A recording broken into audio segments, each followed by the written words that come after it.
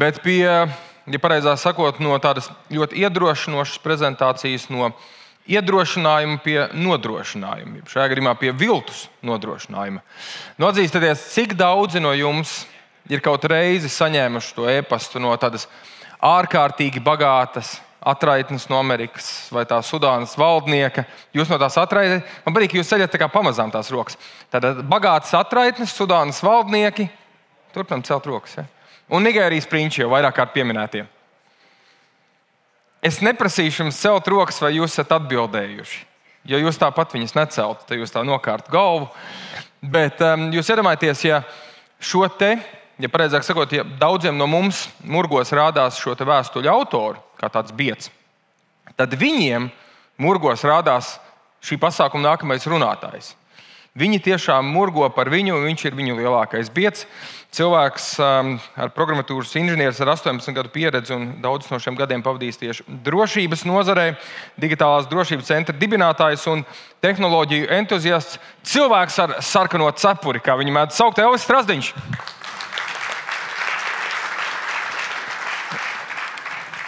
Čau.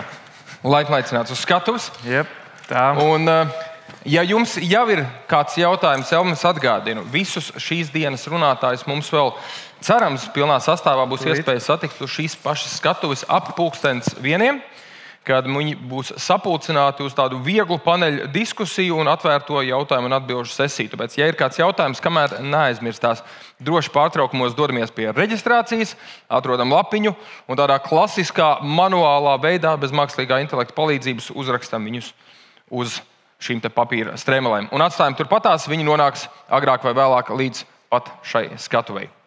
Un noteikti arī ticu, ka būs kāds jautājums arī Elvim tieši par tiem prinčiem, no kurienes tās vēstules nāk, kur tā nauda gal galā pazūd. Un vai kādreiz viņa ir līdz kādam no mums nonākusi. Es atvainojos, ka es te setapojos, bet es esmu drošības paranoiķis un es savu datoru nekad neizlaižu no savām rokām. Tāpēc... Es teiktu, ka tā ir tāda lieliska mācību stunda jau pirmā. Tātad tu vienmēr uz visiem pasākumiem nāc ar savu datoru un pieslēdz viņu pēdējā brīdī. Jep, tieši tā. Vai tu arī lidostās nepieslēdzies pie publiskiem internetiem? Nē, tas nav tāds bieds, kā cilvēki uzskata. Tātad publiskais internets tev nebiedē? Nē, negluži. Protams, tur ir daži riski, bet tas nav tik tā. Skaidrs. Tas ir tā kā mūsu vārdi šeit Fantodromā, tev liekas bīstamāki, acīm redzot. Bet gan, klausamies, kā tad ir līdzšinējā pieredze un kādus ieteikumus lielākais krāpnieku viltvāržu bieds mums ieteiks. No? Es skatos, tev ir tāda civilās aizsardzības mugursoma. Jā, man te ir ieroči. Lauznis, āmurs, mūsu pieminētais aptieciņa. Jā. Un vispārējais arī ir līdzi, es pieļauju. Es ceru. Kamēr mēs tur izsnām, es varu ātri pastāstīt, kas es esmu. Ir kāds, kas varbūt ir redzējis kādu manu video šeit? Kurš viņu redz pirmo reizi, šo cilvēku ar sarkano cepuri? Pirmo reizi? Jo tieši šādu mēs viņu redzam daudzos dažādos blogos, internetu vietnēs, bet kāds esmu vīlies, ka tik maz cilvēki man šeit redz pirmo reizi, jo jums darbā vajadzētu strādāt, nevis skatīties TikTok. Bet man prieks, protams, ka ir cilvēki, kas skatās mans video. Es mēģinu cilvēkus informēt par drošību. Kā es to daru? Pirmkārt, es sazinos ar krāpniekiem. Viņi zvana man, es vienmēr ceļu visiem svešiem numuriem klausuli.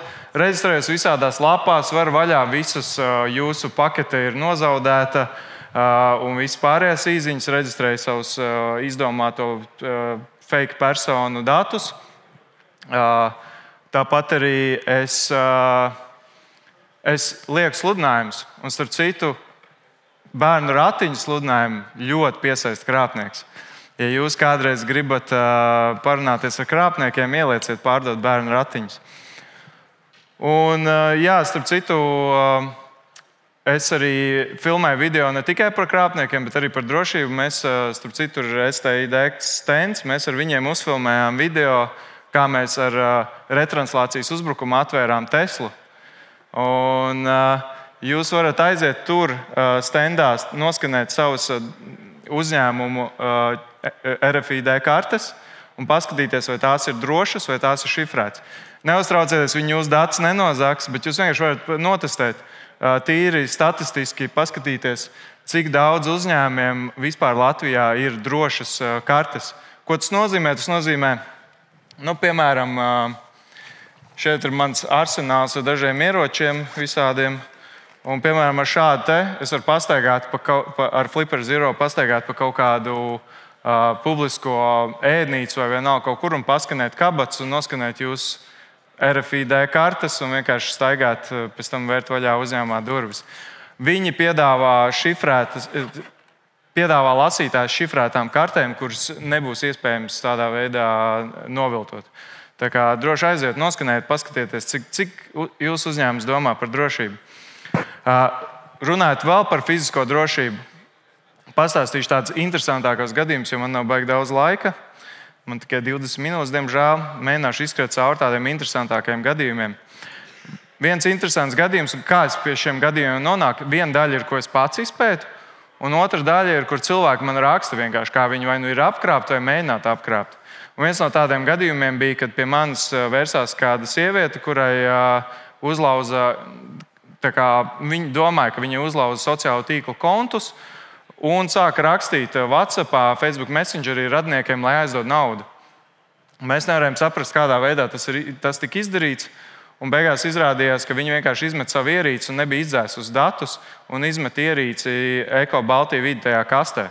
Un, ja jūs pastaigāsiet pa lielveikalu, jūs varat jebkurā kastē iebāzt vienkārši roku un izvilkt kādu telefonu. Ja tur dati nebūs izdzēsti, tad, principā, cilvēks var mēģināt uzminēt jūsu PIN kodu. Un to sauc par vārnīcas, jeb dictionary attack. Tev ir vispopulārākie PIN kodi. Tu izvelc no šīm kastēm vairākas 10 telefonu. Tu ievadi pirmo PIN kodu, otro, trešo. Tālāk viņš tev prasa minūti pagaidīt. Tu ej pie nākamā, ej atpakaļ. Un tā viena no tiem pāris 10 telefoniem dabūs vaļā. Un es šo pastāstīju kādā televīzijā. Es pastāstīju kādā televīzijā, un viņi teica, tas stāsts baigi interesants, pierāda, ka to var izdarīt. Es teicu, labi, aizbrauciet, sarunājiet ar Eko Baltija vidi, ka viņi jums iedod kaut kaudzi telefoniem un atbrauciet ciemos. Un viņi pie reizes paņēma vienu telefonu un sagatavoja jau gatavu. Visticamāk, man neizdosies nevienu atbloķēt, un tad viņi parādīs uz gatavā telefona, kur mēs atbloķējam, un tur iekšā kaut kādi dati, vai ne? Bet, es teicu, droši vien, ka nevajadzēs, bet, labi, ja jūs gribat, paņemiet līdzi to feiko telefonu, lai ir, kaut kas. Un tad beigās mēs sākām tos telefonus, izņēmām ārā, atlasījām visus vietāluruņus. Tie, kas nebija vietāluruņi, tie mūs neinteresē. Un tad es 8. vietāluruni dabūju vaļā. Un galvenais interesants bija tas, ka viņam ievad nepareizu kodu, jāgaida pusminūte. Ievad vēlreiz nepareizu kodu, atkal pusminūte. Un tā bezgalīgi. Principā pusminūte, tas ir 2 minējumi minūtē, tas ir stundā 120 minējumi. Jūs paši varat izrēķināt, tās ir dažas dienas, un to var visu 10,000 kombinācijas izmēģināt. Paņem kaut kādu robotu, kas spiež. Un es beigās vienu dabūju vaļā. Un tas, ko mēs tur atradām, bija interesanti. Principā cilvēks bija, šeit tas televīzijas komanda, kas bija atbraukusi. Cilvēks bija meklējis prostitūtas, pornogrāfiju, narkotikas, viņam visi sociālai tīkli bija ielogoti. Viņam bija arī telegrams atstāts ielogots, kur viņš tās narkotikas droši vien arī pirka. Viņam bija visi viņa konti, fotogrāfijas. Principā mums bija viss, lai tā cilvēka dzīve varētu iznīcināt. Protams, ka mēs to nedarījām, mēs datus pēc tam izdzēsām. Bet mēs saglabājām pāris viņa skaņdarbus, ko viņš bija ierapojis savā telefonā. Nocitēsim skaņu, vai strādā. Tā, skaņa strādā. Un droši vien, ka... Jā.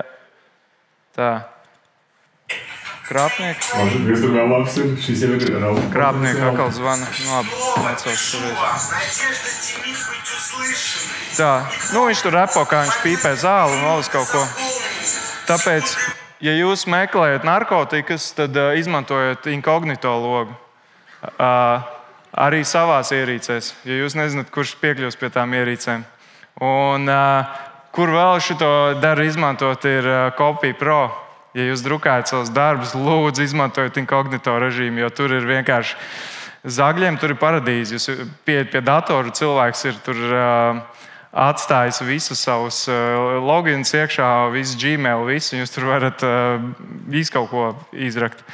Un tālāk es pastāstīšu par pāris interesantiem uzbrukumiem. Nē, šis nebija interesants. Šis bija interesants. Nē, tā divi. Jā, kā strādāja tas skams? Tur bija, tūlīt paskatīšos. Labi, šis parasts skams, principā jums atnāk, jums ir kaut kādi 3000 punkti palikuši, un jūs varat to samainīt pret kaut kādām precēm, un ja jūs, tad tālāk jums jāsmaksā piegādes maksa. Visparastākais phishing skams, bet šis bija interesants uzbrukums. Principā atnāk īziņa ar tipisku LMT domēnu, protams, abonementu.lv, tieši tā kā LMT veido savus domēnus. Un jums līdz beigsies abonements. Un jūs atverat loginu, ievadat savus datus, Smart ID personas kodu un aiziet loadings. Kas notiek loading laikā? Krāpnieks saņem jūsu ievadītos datus un ievada īstajā LMT lapā. Un jums atnāk uz Smart ID paziņojums, kā jums LMT cenšas ielogoties, jo jūs domājat, jūs taču pats ielogojaties LMT, viss loģiski, jūs apstiprināt. Cilvēks paņem jūsu SIM karti izdzēš, pieslēdz savu e-SIM, to sauc par SIM swap uzbrukumu. Pirmkārt, ko viņš izdara? Viņš aizsūta 1833, tas ir reāls gadījums. Īziņas, skam īziņas no jūsu numura. Un notērēja kaut kāds pār 100 eiro. Un plus viņam ir visas jūsu otrā faktora kodi.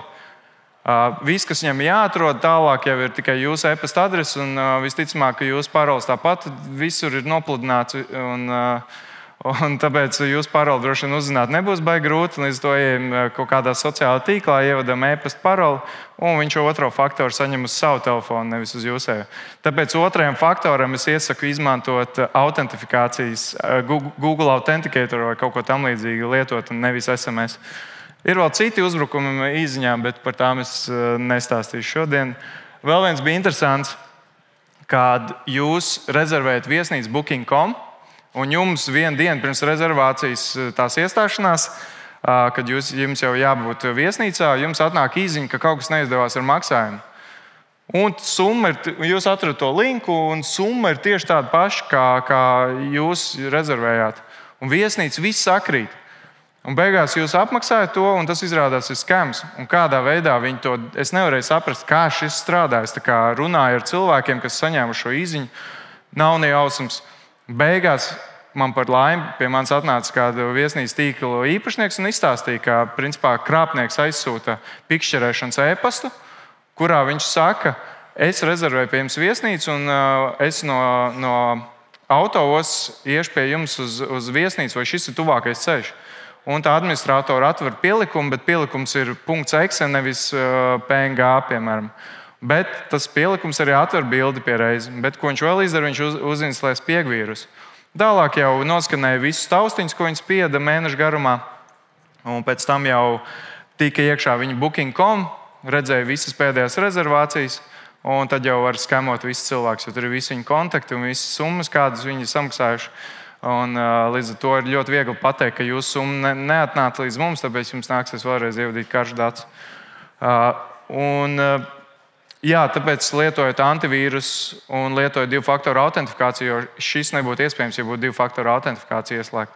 Un vēl viena lieta, ja jūsu konts kādreiz uzlauzīs e-pastam vai vēl kaut kur, tad esiet droši, ka jums neviens par to neziņos. Jums nebūs kaut kādi zvani no ļauniem cilvēkiem vai kaut kādas sirēnas vai vēl kaut kas. Jūs iespējams to nekad neuzzināsiet, ka jūsu konta ir uzlauzta. Man komentāros ļoti bieži cilvēki saka, es nelietoju antivīrusu neko, un 20 gadus man nekad nav uzlauzts dators. Kā tu to zini? Kā tieši tu nomērīji to, ka tev nav uzlauzts dators? Tev ir sajūta, ka tev nav uzlauzts vai kā? Un tad viņš, makes sense. Te viens jauns skams. Principā tu gribi noskatīties kaut kādu video internetā, un tev pēkšņi saka, ka mēs nevaram visādiem robotiem tur rādīt video, jo mums tomēr ir servera resursi, mums vajag, lai tu esi īsts cilvēks. Un redirektē tev uz šo lapu, lai pierādītu, ka tu esi īsts cilvēks, tev jānospiež tikai Command R, pēc tam Ctrl V un Enter. Un, principā, lapa tev jau ir iekopējusi tavā klipbordā kodu, un tu atver ar komandu R atverās run loks palaišanas, tu iekopē kaut kādus mistiskus burtus un ciparus, un tie izskatās lūk šādi.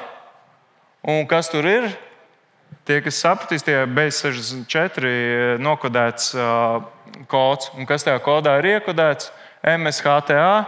Un, principā, MSHTA ir servis, kas Microsoft servis, HTTP, kaut kas, neatceros, access. Un tas ļauj kontrolēt tavu kompi, principā. Nu, un tad mēs palaižam to komandu, un kas notiek, es uz virtuālās mašīnas arī notestēju. Momentā, sekundes laikā man uzinstalējās kaut kāds vektor free. Es pēc tam šo aizsūtīju uz antivīrusu paskatīties, un viņš uzreiz pateica, ka tas ir Trojas zirgs, bet tam vēl nav nosaukuma. Visticamāk, cilvēki paši ir kaut ko uzkodējuši un palaiduši. Vēl viens bija Smart ID. Tagad jauns uzbrukums Smart ID. Principā jums piezvan, saka Smart ID, saka, ka jūsu iPhone 11. Tur ir iPhone 11, un, lai turpinātu sarunu, jānospiež 1. Un, ja jūs nospiežat, viņi uzreiz atsijā tos, kas zina kaut ko par skamiem, no tiem, kas neko nezina. Un līdz ar to tos jau būs vieglāk apskamot. Un tālāk it kā savieno ar to jau krāpnieku, un tur jau tālāk aiziet. Viņš paprasa personas kodu, jo, protams, ka viņi personas kodu nezina, jo kā gan Smart ID varētu zināt jūsu personas kodu. Jūs nosaucat personas kodu, un viņi reāli autentificējas Smart ID lapā. Jā, nu tur tālāk aiziet saruna. Un jums atnāk pieprasījums no Smart ID, un jums izskatās, nu jā, man zvana Smart ID, un arī man pienāca pieprasījums no Smart ID, un tas viss izskatās loģiski, jo neviens cits bez Smart ID darbinieku to nevar izdarīt. Bet to var izdarīt. Jūs varat iet Smart ID lapā, ierakstīt jebkuru personas kodu, un ja viņš apstiprinās, tad jūs tiekat viņa Smart ID profilā. Tur gan neko daudz nevar izdarīt, bet kāpēc viņi to dara? Viņi aiziet pie pēdējām transakcijām un apstās, kādas bankas jūs lietojat, kur jūs esat autentificējies. Un pēc tam jūs savieno ar tās bankas pārstāvi, ar policiju.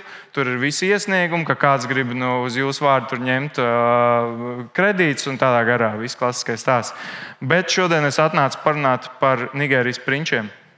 Tagad Nigērijas prinči ir ANO karavīri. Lūk, šādi viņi izskatās. Tur sveiki un tur tādā garā. Protams, mums ar sievu pilns ar fake profiliem, kuri izskatās ļoti pievilcīgi. Un tad viņi tur rakstās, jā, tur sūta visu laiku puķītes un man karalienu un vispārējais. Un tālāk jau pēc kāda laika viņu konts ir izdzēsts. Viss izdzēsts, viss pazudis.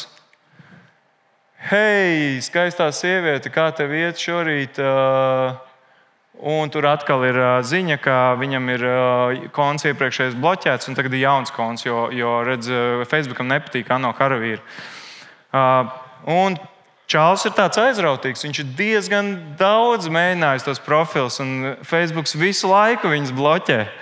Starp citu, jūs gribat redzēt, kāds izskatās Nigērijas princis? Man bija telefons zvans ar viņu. Mēs ar viņu sazinājāmies, parunājām. Viņam ļoti vajadzēja no manas naudu. Es prasīju, ja tev vajag naudu, kāpēc tev ir Nike džempers? To viņam brālēns uzdāvināja. Es saku, bet tev brālēns naudu nevarēja uzdāvināt. Kāpēc viņš tev Nike džemperu? Pēc tam viņš man arī kurpes parādīja, un vispārējā tur arī bija brendi. Tā kā viss ļoti labi. Šeit bija viens interesants gadījums, kad sieviete atrakstīja hello, tur viss baigi labi. Tur es baigi foršais, un mēs tur sarakstījāmies. Un beigās ar reverse image search pameklēju. Tā, protams, ir slavena porno aktrise, bet es atradu vienu video YouTube, kur čālis uztaisīja tieši šo pašu bildi video, kur viņš atzīstās mīlestībā, ka viņš ir saticis pasakainu sievieti un ka viņa ir pat labākā pasaulē. Es tādu cilvēku kontakts atradu caur nelielu open source intelligence. Tas bija kāds DJs no Lielbritānijas. Es viņam piezvanīju un teicu, klausies, tu saraksties ar tādu sievieti, tādu un tādu, tā ir krāpniece. Vai tu jau esi pārskatījis viņai kādu naudu? Nu jā, bišķiņas es tur pārskaitījis. Saka, nekādā gadījumā vairāk neskait, tā ir krāpniece. Pēc 2 dienām es viņam zvanu atpakaļ, jo parasti viņi maina domas. Viņi sākumā piekrīt, jā, pēc 2 dienām es zvanu. Tā kā to krāpnieci tur vēl turpina sarakstīties. Zini, kā man liekas, ka tas, ko tu stāsti, tur ir pilnīgs muļķības. Viņi teica, ka daudz cilvēku par viņu izliekās un tur runā vēl kaut ko sliktu. Bet es saku, labi, es tev iedošu vēl pierādījumus. Es, protams, aizsūtīju visu Instagram profilus viņai, visus pārējos oriģinālai sievietei. Ko viņi, protams, teica, ka tie ir vienkārši cilvēki, kas izliekās par viņu. Bet, protams, cilvēks ar pāris miljoniem sekotāju izliekās par kādu, kuriem ir 20 sekotāji. Viss loģiski.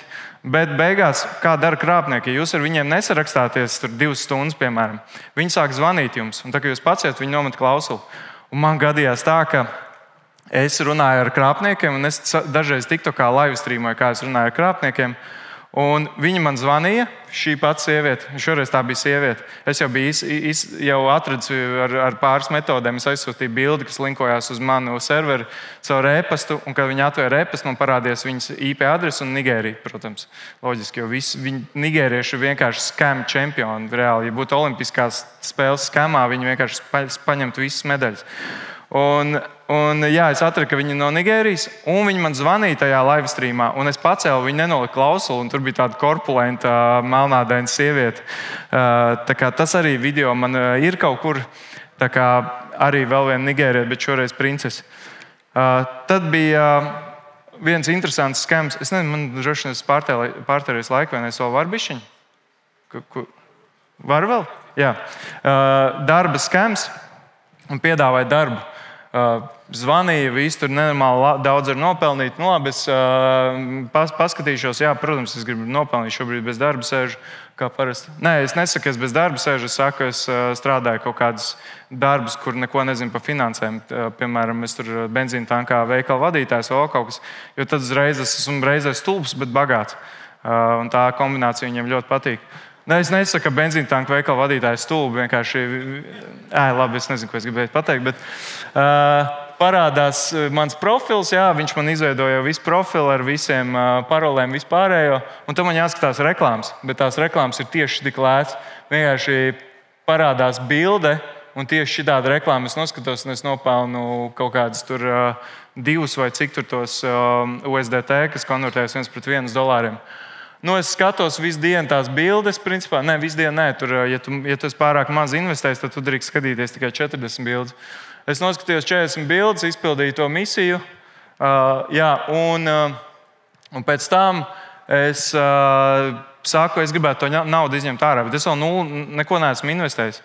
Un viņš tā, nezinu, vai tu tiešām pēc tam investēsi atpakaļ? Es tā, jā, protams, ka es investēšu. Un viņš man pārskaitīja, un es nopelnīju €62.